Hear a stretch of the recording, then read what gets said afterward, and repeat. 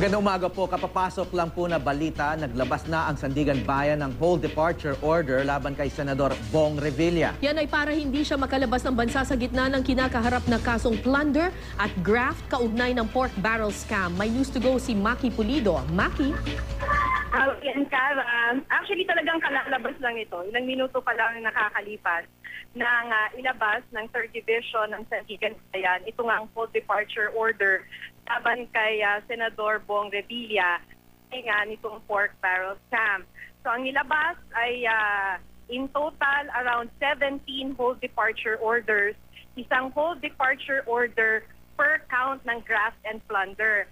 Ang kasama sa plunder case, dun sa hold departure order, dun sa plunder case ay sina Napoles, Janet Lim Napoles, Richard Cambe, itong Chief of Staff ni Bong Revilla, si Ronald Lim, kapatid ni Napoles, at si John De Asis, yung sinasabing ang driver. So sila yung mga kasama rin sa HDO kaugnay ng plunder case. May kasama pang mga 32 na co-accused sa graft cases, kaugnay pa rin ng plunder case. At maging sila, Howie at Cara, ay covered nitong hold departure order. Nang lumabas tayo kanina sa may tanggapan ng 3rd Division dito sa Sandigan Bayan, ay katatapos lamang nung transmittal order nitong HDO papunta na nga sa Bureau of Immigration. Ihahatid ito personally ng mga taga-sheriff ng Sandigan Bayan. Actually, yun nga raw yung kanilang minamadali.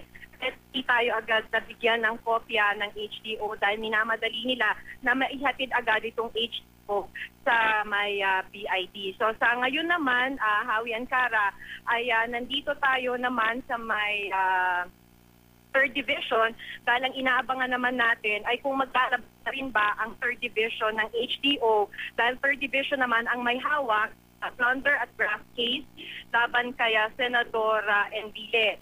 Nung kahapon ay ang inilabas na HDO ng ay yung kay Estrada, Senador Jinggoy Estrada. Ang nag-issue naman ito ay ang 5th Division ng Sandigan Bayan na siya naman ang may hawak na plunder at graft case laban kay Estrada. Howie, Cara? Yeah, Maki, ang ibig ba sabihin nito ay imminent na o malapit na ang arrest warrants para sa mga ito? Okay, sandali. Ibang usapan yan, Howie. This is just about the whole departure order. Iba pa itong warrant of arrest. So inaabangan pa natin yan. Kanina, syempre, nakikipag-usap-usap tayo sa mga taga rito sa Sandigan Bayan. Wala pa naman silang masabing date or petsa o hindi man lang nila masabi kung malapit na ba. Ito nga, inaabangan nga na warrant of arrest laban sa mga senador at ang kanilang mga co-accused. Okay, kasi narinig namin parang signal itong hold departure orders na malapit na ang mga arrest warrants.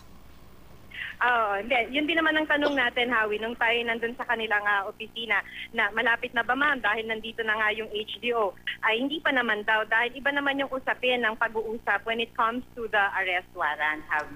Yes, Maki, clarification lang. Suspendido na ba sa Senado itong tatlong senador na sila Enrile, Revilla at Estrada?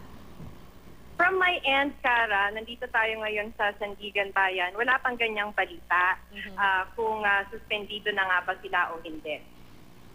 Okay, so wala pang nilalabas na order kasi I understand yung Sandigan Bayan ang maglalabas ng suspension. Pero wala pa naman, Cara. So far, ang inaabangan pa lang at ang inilabas pa lang nila ay yung HDO. At of course, yung binabanggit nga ni Howie, inaabangan din natin yung paglalabas naman ng arrest warrant.